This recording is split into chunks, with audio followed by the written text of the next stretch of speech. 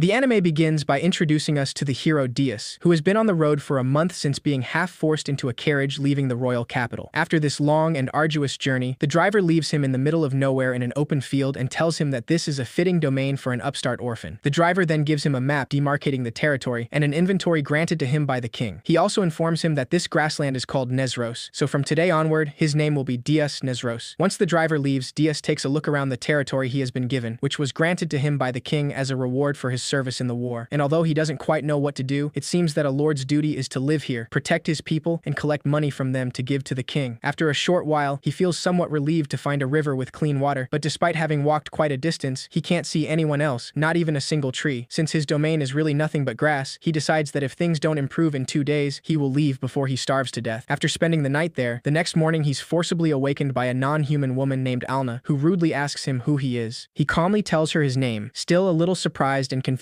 so Alna then asks him what he's doing there, to which Dias simply replies that there was nowhere else to sleep. Alna thinks he's a fool, but still not satisfied. She asks him why he's come to this prairie and what his purpose is. Unable to give a half-hearted answer due to how angry she is, Dias tells her that he wants to fulfill his parents' dying wishes and be useful to people, so his purpose is to protect the weak. At those words, the horn on Alna's forehead begins to glow a bright blue, and she asks Dias why he hasn't lied to her. Dias simply tells her that it's because he has no reason to, and immediately afterward, Alna's horn glows blue again. Still very upset, she suddenly asks him if he is her ally or enemy, and even though Dias doesn't understand why she's so angry, he remembers that this is his territory, and therefore, she is one of his subjects, and since he is her lord, it must bother her that he doesn't claim to be an ally of her people. With that in mind, he suddenly and firmly tells her that he is her ally, and that no matter who they face, he swears to protect her. Alna's horn glows a much more intense blue than before, which makes her wonder why and fills her with confusion. After that, she forcibly leads him in a certain direction, and they soon arrive at a small village located in that territory, which leaves Dias confused, since he didn't find them earlier when he was exploring the area. Here he is taken to the tribe's chieftain, Mal, who asks Alna if she didn't see any red. Alna replies that she didn't, and that everything was blue, so Mal tells Dias that even though he claimed to be Alna's ally, she wants to know if he will also be hers. Dias affirms that he will, and explains that they are all his people, because the king ordered him to come to these lands to be their lord. This makes Alna really aggressive toward him, but Mal prevents her from attacking him and asks Dias to explain everything from the beginning. Without much hesitation, Dias tells them that when he was old enough to understand, his parents were still alive. His mother always told him to find a job to help people, and his father told him to become strong to protect the weak. Those were their last wishes, because when Dias turned 10, they both died in an epidemic. He gathered other orphans like himself, and they earned money by keeping the town clean and from the bounties for hunting weak monsters. He abided by his parents' dying wishes and tried hard to live in a way that'd make them proud. When he was 15, war broke out, and it didn't take long for enemy troops to reach a neighboring town. He enlisted in the army to protect his friends, and at that time he wasn't aware that he had a talent for fighting, but in the end, he achieved very good results in his battles. And then, after 20 years, the war came to an end, and the king rewarded him with this territory. After listening attentively, the chieftain says it's clear to her that Dias is a man willing to protect his people, which is why she wants to ask him what he would do if they weren't his people. Dias tells her that they can be neighbors without any problems, as well as allies, and the leader, seeing a deep blue glow on her horn, is relieved by his words, as is Alna. At that moment, Dias barely realizes what's happening, and the chieftain, noticing his expression, confirms once and for all that they are not his people, but rather enemies of his king. But she clarifies that even though they have been fighting against his kingdom for many years, they might not be his enemies, since he is a very intense blue, which means they should be able to get along. She finally introduces herself properly, saying that she is the chieftain of the Anakin tribe, who for a long time fought against his kingdom over the sovereignty of these grasslands. They lost a great battle 50 years ago, and the Anakin fled this place. Mal then reveals that by accumulating mana in their horns, they can use various spells, and one of them is concealment, which allows them to hide the entire village and erase their presence. Dias now understands how he didn't find them yesterday, but asks if it's alright for her to tell him this, since on the kingdom's side. Mal explains that she wouldn't have done it if he weren't blue, and that's because there's a spell called Soul Appraisal. Red indicates danger or hostility, white indicates harmlessness, and blue represents someone who brings joy or blessings. If he had lied even a little, it would have dulled toward red, but that didn't happen in his case even once, and that completely convinced her. With that settled, she tells Dias that she will give him her full support to become a great lord. Although they won't be his subjects, they will provide him with shelter and food, even some livestock, and in return, she doesn't want him to tell anyone about the existence of this village, not even the king. Dias tells her that he has nothing against them, so as long as they don't cause trouble with the kingdom, he doesn't mind them living there. With that settled, Mal tells Dias that she will lend him Alna for a while to help him with everything, so they will live together, and Alna will show him how life is in this place. Alna overreacts to this, but Maul tells her that since she was the one who brought him, she must take responsibility until the end. Later, the Anakin men build the house where Dias will live. Here, Alna explains that when danger approaches that they can't avoid with concealment, they dismantle their dwellings and flee with them, so that's what this yurt is for. Now that he understands this, Dias thanks the men for their help, though they don't seem very pleased with him. A little while later, Alna tells him that the food and the bars, or livestock, will arrive soon. If he breeds the pair and increases the herd, he'll have a stable income, so she'll teach him how to care for them when they arrive, and she hopes he'll pay attention. Dias thanks her for that, but also decides to ask her to teach him how to get more subjects. Alna doesn't give him a very helpful answer, and asks him why he wants more subjects in his current situation. Considering he only has one yurt and enough food for himself, if he had more people, they would starve for sure after all. Dias is speechless at this logic, and then Alna gives him Matani dust, which will help him attract beasts if he spreads it around. If he hunts them and brings enough meat and hides back to the village, they can give him another yurt, depending on the number he catches. Dias is happy about this, since he's very good at hunting, especially because he doesn't need to use his head for that. After putting on his armor and carrying his battle axe, he moves far enough from the village, and since he doesn't know how much Matani dust to use, he doesn't think twice and goes with the whole thing. A few seconds later, a stampede of beasts rushes toward him, and instead of being scared, he gets into position to hunt the entire pack so they'll give him several yurts. As soon as they reach him, he begins to take them down one after another with each blow he throws. His fighting style consists of letting himself be guided by instinct and wielding his battle axe with force, and that's all there is to it. After a while, he sees that almost half of them have escaped, but he still thinks that's enough for today. However, now he wonders how he's going to carry them all to the village. Later that afternoon, he returns with only one, and he's certain Alna is going to scold him for such a poor catch. To his surprise, Alna is astonished to see him with such a beast, and exclaims that he has taken down a black yi on his first hunt, which proves his manliness very well. Dias didn't even know that was the name of this beast, and he clarifies that this wasn't his only prey, but that he hunted almost half of the pack, but he couldn't bring them all back. Alna quickly asks him how many he's talking about, so he replies that it's about 30 or 40. This easily gets her even more excited, so she tells him that it's an incredible number, and that's why she now has a much better opinion of him. Moments later, Maul arrives to tell him that he has proven his manliness on his first outing, while Alna, all cheerful and very different from how she was before, leaves to find the men of the tribe to help. Dias is surprised not only by her change, but also because it's the first time Alna has called him by his name, and since Dias doesn't know what they mean by manliness, Maul explains that it's a man's value. Knowing how to work and being able to provide, all of that encompasses manliness, and since Alna is a grown woman, it is logical that she is happy at such manliness. Dias asks if being manly makes one attractive, to which Maul replies that being handsome or having a silver tongue doesn't fill a stomach, because if they marry someone without manliness, even the children will go hungry. For that very reason, anything other than manliness has no value for a woman, which allows Dias to see that they have very different values from those of the kingdom. Maul also tells him that since Alna is beautiful and hardworking, the engagement gift will be bigger if he wants to marry her, although Dias quickly assures her that this is not his intention. The next day, Alna greets Dias with a hearty breakfast and is genuinely pleased when he compliments her cooking. After that, she asks him what he's going to hunt today, because if he's going to gather more people here, he needs a well and a privy, and right now he can't afford to pay the craftsmen who make them. He thinks about hunting some more black guis, but Alna warns him that the villagers don't want him hunting the same beasts all the time, so she suggests he hunt monsters instead. Dias is aware that the flesh of monsters is not edible because it is covered in miasma, but their claws, horns, and magic stones sell for a good price. With this in mind, Alna tells him that she can use her magic to find the monsters, and assures him they'll have more fun if they go together. Before leaving, Dias and the other Anakin men are surprised to see Alna's attire for hunting. She's wearing a different kind of makeup that accentuates her beauty, and her kindness to Dias makes the other men envious. After a while, they arrive at a rocky area where Alna uses her search magic, which unexpectedly leads them to an earth dragon. Since Dias is unaware of its power, he immediately decides to attack this turtle-looking beast, but Alna quickly tells him not to, completely terrified of it. Despite this, Dias ignores her warnings and launches an attack, but the monster retreats into its shell just in time. Dias never gives up, as his strategy consists of delivering one blow after another, which has always been his fighting style. For this reason, he begins to strike his battle axe against the shell, but after doing so a few times, the edge of his weapon cracks. Faced with this, Dias concentrates to ask his battle axe to repair itself, which causes a special magic to return it to its initial state. It turns out he got this axe after defeating a shogun from a neighboring country, and it is shaped like a lion and is incredibly durable. Minor damage heals itself over time, and if he commands it to repair itself, it is restored instantly. With such a weapon, he now dedicates himself to relentlessly attacking the shell at the same spot, and after a while, when the sun sets, he finally manages to make a crack in it. Perceiving this damage, the dragon finally attacks, and one of its flames nearly hits Alna directly. Realizing she is vulnerable, the dragon tries to attack her instead, but Dias reminds himself that he made an oath, which is that no matter who they face, he will protect her. With steely determination, Dias moves faster and delivers a fatal blow to the earth dragon's neck, which is enough to defeat it once and for all. After witnessing this, Alna suddenly throws herself at Diaz, completely overwhelmed, and declares through tears of joy that she will marry him. After the events, moving the Earth Dragon proved an extremely difficult task, and by the time they reached the village, it was already fully dawn. While Diaz doesn't understand the feat he has just accomplished, Maul tells him that she finds it hard to believe that he defeated it alone. Diaz, on the other hand, asks for a well and a privy in exchange for the monster, although first he wants to know if he has enough for that. Maul explains that just one of the monster's legs would be enough for a lot of them, and that it is so valuable that it surpasses them, so they will have to return most of the materials. What they could offer in return is butchering the beast, along with the well and privy, materials for the yurt, provisions, and medicinal herbs. They were also going to build him a yurt to use as a storage space, and the rest would be for Alna's wedding gift. Diaz is petrified when he hears that last part, and Maul tells him that Alna's parents will be pleased if he gives her a fang or a claw. After that, she makes it clear that he's going to marry her whether he wants to or not, because they have a dragon slayer as a neighbor who frightens them a bit, and that's why it's necessary to form a strong bond with him. Besides, by hunting that dragon, he has proven himself to be a great man, so if he doesn't marry Alna, all the single women in the village will be all over him. This doesn't sit well with Diaz, so Maul tells him to calm down, because Alna has already spoken to her parents about the wedding. Diaz tries to convince her to agree to call it an engagement, but Maul tells him that Anakin don't have that custom. They simply marry, and that's it, though they can choose when to do so. She also points out that if they strengthen their bond, it will be easier to support him in becoming a great lord. After listening to her, Diaz asks her why she cares so much, to which Maul replies that it's because they know what kind of lord would come if he loses his position, since the previous one was completely useless. Once she leaves, some men tending to the dragon's carcass talk about how Alna doesn't waste any time, despite being young, and since Diaz is interested in her age, they reveal to him that she has just turned 15, which is precisely the age to get married. Upon hearing this, Diaz is completely perplexed because he is 35 years old. He knows that in the kingdom, the minimum age for marriage is 18, so he wants them to be engaged for 3 years at least, during which time he will become a true lord. Moments later, Alna arrives to tell him that they have reached an agreement and sweetly asks him what he wants for breakfast tomorrow. Diaz tells her that she can cook whatever she likes, which she accepts happily and leaves with excitement. Later, Diaz becomes quite tense during the banquet held in their honor, and although he tries to explain that it is only an engagement, the Anakin pay no attention and assume they are already married. Shortly after the banquet, they finish the well and the privy and settle in completely. Here, he finishes building a yurt and realizes he needs to improve his construction technique so his new subjects don't have to sleep in the open. This makes him wonder what he needs to do to attract new subjects, as he has no idea how to do it. Suddenly, Alna alerts him that she has detected a monster in the north as she cast a life detection spell in the prairie and it has just activated. She also explains that there's only one, and although it's not very big, it seems to be heading towards them. Diaz sees it as a problem that it might destroy what they've built, or that it might scare the bars, so he decides to go and eliminate it. Alna immediately tells him she'll go with him, but Diaz asks her what will happen to the bars. Even though they're asleep in the stable, if they wake up on their own, they'll feel sad and cry, and that's important because domestic bars get distressed if they don't feel someone nearby. Faced with this problem,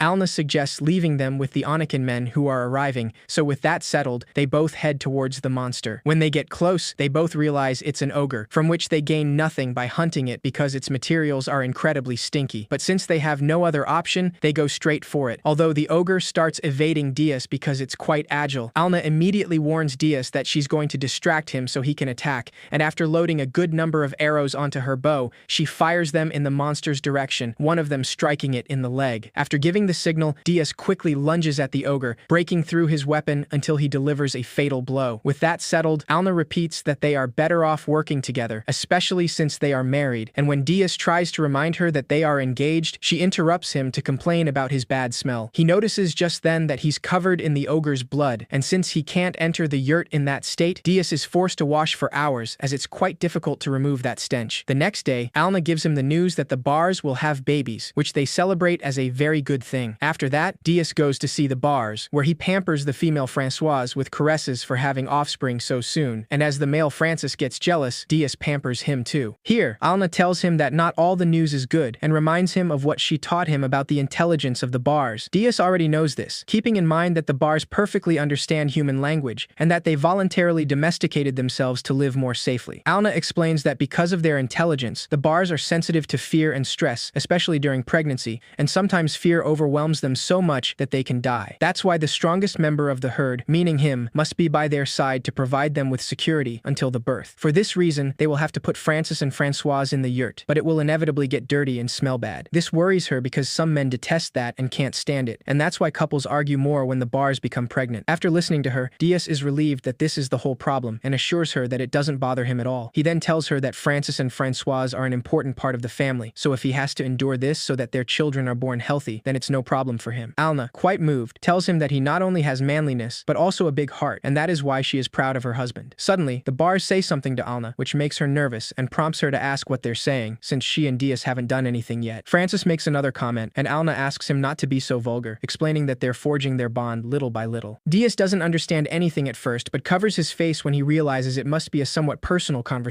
At that moment, Alna's horn glows green, and she informs him that the signal is coming from the east, and judging by their presence, they are probably humans, who are also bringing horses, about 10 in total, or so she believes. Dias knows the capital is in that direction, but he's not expecting visitors, so he decides to go and take a look. There, he asks Alna to use concealment to hide with the bars, and since they're worried he'll leave, he assures them he'll be right back. Alna tells him that she'll keep an eye on the place while they wait, and with that sorted, Dias quickly advances toward the group with battle axe in hand. Just as he's about to check if they're allies or enemies, one of them recognizes him and comes over to greet him. Dias realizes it's Klaus, a good friend of his, and Klaus congratulates him on becoming a lord. After that, he explains that he was only ordered to come as a guide and escort, and that it's the young lady over there who has business with him. Dias is surprised to see her but ends up wondering who she is since he doesn't know her at all. Following that, Klaus asks if he could take them to his mansion, as they've been traveling for over 2 weeks and everyone is exhausted. Without hesitation, Dias leads them to his yurt, and once inside, he thinks it was a good thing they hid everything except the yurt he built for practice. He also thinks that he promised to keep the secret of the Anakin, and that it would have been a nuisance to have to give them explanations. Although the visitors are a little taken aback by the yurt, the young lady remains cordial and greets him, referring to him as Hero Dias. There, she introduces herself as the third princess, Diane, and asks if his mansion is still under construction, adding that she doesn't see any servants. Since Dias calls her by her name directly, one of the soldiers gets annoyed and demands that he address her as Her Highness Diane, but she calms him down. After that, Dias explains to Diane that he doesn't own a mansion or have servants, and that he only possesses this house, and although it might not look very nice, he put a lot of effort into building it. Diane is surprised that he built it himself, so she asks him what happened to his craftsmen, since she understood that the king had given him a large reward and funds to settle there. To this, Dias clarifies that he hasn't received a single copper coin, and that he was left to his own devices, without even being given water or food. At first, he even thought he would die in this place. While Diane remains quite surprised, Klaus holds back his anger as best he can, as it is a terrible thing he didn't even know. Dias now asks her what brings her here, to which Diane replies that it would be war, and tells him that in the capital rumors of a new conflict are increasing. For that reason, she came to ask him, the hero who saved the kingdom, for troops and help, and as a reward, she offers her hand in marriage, or that of Pernecia or Meralda, who are standing behind her. Although Dias seems to be thinking about it, in his mind, he immediately rejects the war, because he does not intend to separate from Francoise right now, and marrying someone he has just met is not seen as any reward. Besides that, the radiant Alna comes to mind, so, more than convinced, he tells Diane that he's sorry, but he won't participate in any war again. He also points out that he can't send any troops, since, as she can see, he has no soldiers and not a single subject in this place. His refusal makes Diane truly upset, and so she asks if he couldn't reconsider, since they might offer other rewards. However, Dias interrupts her, making it clear that he can't help them, and clarifies that if that's all, then they have to leave now. Once again, the soldier is enraged by the disrespect shown to the princess, but when he draws his weapon to do something about it, Dias immediately swings his battle axe, shattering it with a single blow. After making that move in an instant, Dias thinks he didn't sense any real murderous intent from him, and that if he was trying to intimidate him, it was a rather pathetic attempt. After that, in a firmer voice, he tells them that they're finished here, so he wants them to leave immediately. Klaus tells them that even if they all attack together, they wouldn't be able to do anything about it, and convinces them to retreat. As for Diane, she's quite offended that Dias rejected her, and she's inwardly certain that he'll regret this someday. Once they're far enough away, Alna appears beside Dias and informs him that all those women were red, and although one soldier was bright blue, the rest were red and white. She then explains that Francoise started crying because she wanted to be with him, so they were observing from there using concealment. Dias indulges the bars for this, and also does the same for Alna when she subtly asks him to. Here, Dias asks Alna if the women's hostility was directed at her, but she denies it, and explains that her soul appraisal tells her if they are hostile to both of them. After all, they are family now. Dias agrees with her, and assumes that the one soldier in deep blue is Klaus. On a new day, Alna welcomes Dias in the morning while preparing food, but suddenly detects visitors, who are just a human from the east, who is also wandering aimlessly. Dias decides to go and check, and Alna accompanies him along with the bars so that they are not affected by his absence. Later, Dias realizes that the unexpected visitor is Klaus, who, after being overjoyed to see him, tells him that he wanted to go to his house but ended up getting lost. Dias asks him if he didn't return to the capital and what happened to his armor. Klaus explains that he was discharged from the army, so they took away his sword and armor. He immediately clarifies that it wasn't because of what happened, and that if there's another war, they'll surely send him to the front lines. But since he didn't want that, he made sure he was discharged on purpose. However, it happened at the perfect time, because there's something he wants to do, which is to work for him, so he asks if he would hire him as his soldier. Diaz is quite surprised by this, but he remembers that Klaus never discriminated against him for being an orphan, and that he trusted him enough to have his back in the war, so he's a trustworthy man. Since he can't decide on his own, Alna stops hiding and tells him that it doesn't bother her, as Klaus's color has been blue all this time, and she thanks Diaz for waiting for her opinion on the matter. Klaus is quite surprised to see her appear out of nowhere along with those unfamiliar animals, but when Diaz invites him to join them, he gladly accepts, and ultimately doesn't question anything. 10 days have passed since then, and Klaus is still glad he came here. What happened was that Diaz helped him build a new yurt, and gave him a spear and armor made from dragon materials. He gave him something so valuable that not even royalty could obtain it, so he wants to live up to his expectations. At lunchtime, Klaus tells Alna that she will make an excellent wife because of how good her cooking is, which makes Diaz tense up again. On the other hand, Alna is so pleased by his compliments that she even offers him more food. After that, she tells Klaus what the bars say, which is that since they contribute in their own way, they want him to be a useful man too. Klaus quickly declares that he will do his best as captain so as not to disappoint them, while Diaz thinks that for the moment, Klaus is the only member of the troops, but he is motivated, which is what matters. Here,